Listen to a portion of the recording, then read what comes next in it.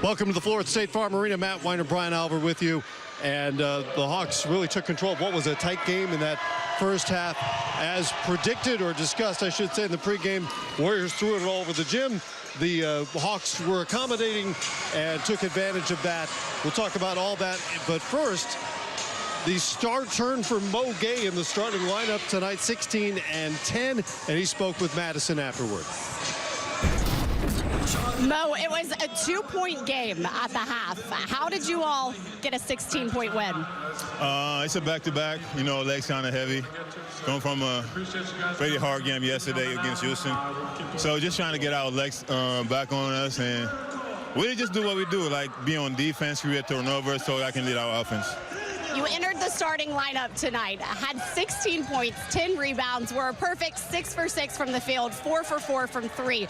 What was your mindset as you came into the starting lineup?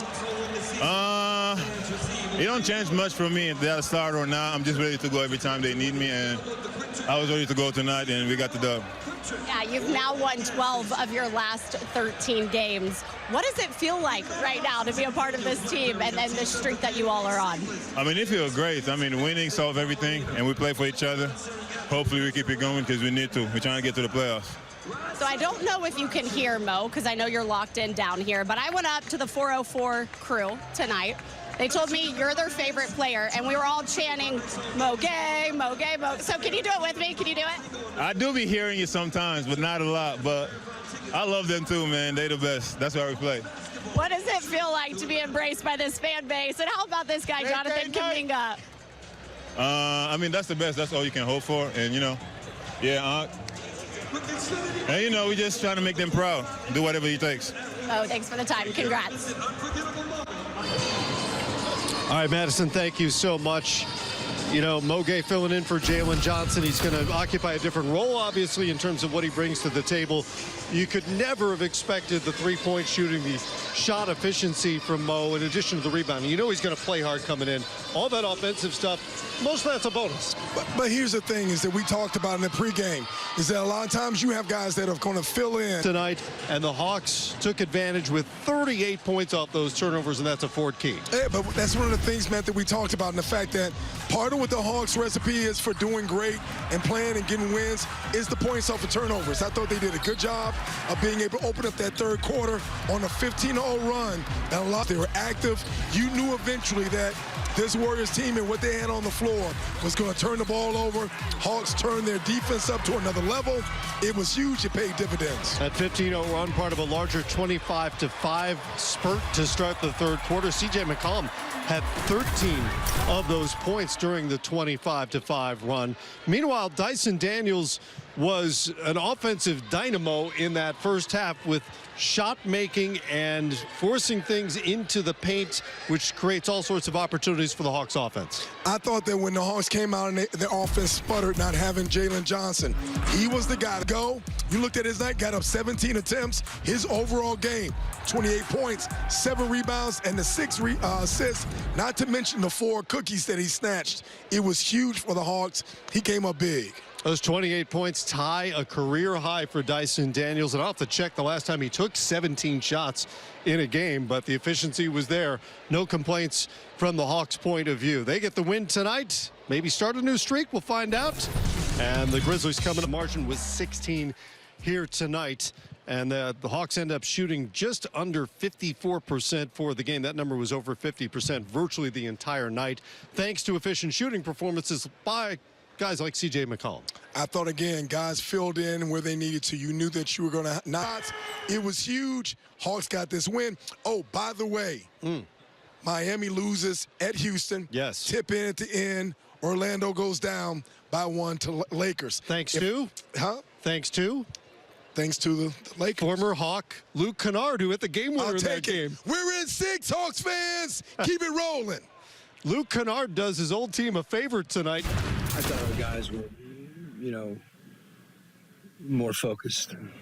And the start of the game, Golden State was really good. I mean, they were cutting harder than us. They were defending. They did a lot of things, and I thought they were more aggressive. And I thought in the third quarter, even the first possession defensively, our level went up, and that's been the key for us, just to guard. I mentioned Dyson, Nikhil, all those guys, just the whole team just took their level up defensively. We got some stops and we're able to get out and get some easier, better looks. And obviously CJ's shot making during that stretch was really, really big too. And Coach, tonight Moge again, shooting the ball well, 4-4 from 3, doing what you want him to do, shooting and firing with confidence, and also defensively as well. And the backing of that question for you too, Coach, but his spirit, the Reynolds out of night, how people love him, change his name, and talk about what he means to your team behind the scenes. Yeah, well, Mo is so impactful for us on the defensive end, and he's done a really good job just being spaced and ready, and we have confidence in him shooting that ball. And, with Buddy, you just look at, how his former team, you see him through their eyes, even your opponent, and it says a lot about, who he is and what kind of teammate he is, and how selfless he is. For a guy that's made a lot of threes, I guess he's a little bit selfish when he shoots, but he has a way of impacting his teammates, whether he's on the floor or off. Coach, we saw JJ was a late scratch. Everything okay? Was that a last-minute decision? What was the idea on that? Yeah, I won't get into the details of it, but he's okay. Hopefully he'll be back next game. Our medical group will tell me. Coach, you spoke about effort a few minutes ago. There were a couple of instances where you had your guys diving for balls on the floor, a lot of plays which you usually see in the college game from an effort standpoint. Just talk about what you saw there and just guys not giving up on the play when you have a lot of guys in the league who do. Yeah, well, I think, whatever, it doesn't matter what level you're playing on, if you want to win, you're willing to do the things it takes to win.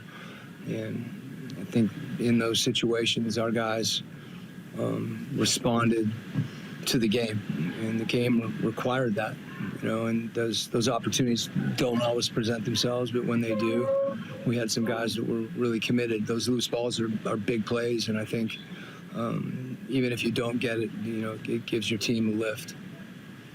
Coach, I know we've talked a lot about Dyson's shooting this season, and he's been working on it, of course. For him to sort of see the results a little bit more tonight, just what does it say about the work? Better than CJ, I think, tonight from 3.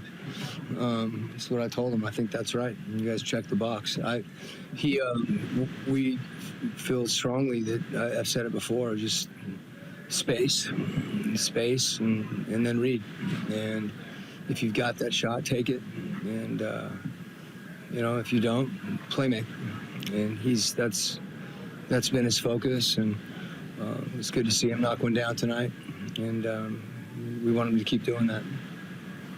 Hey, Coach, there aren't many teams that could continue to generate so many assisted baskets with their best player off the floor. I mean, you got about 60% of your baskets were assisted. What is it about this offense and this collection of guys where the offense still hums even if Jalen's out the lineup? Yeah, I mean, I think we're a team, no matter who's on the floor. And different guys are going to do different things every night. Where you see, I think our group right now isn't concerned about who's actually, getting credit for a basket. They're concerned about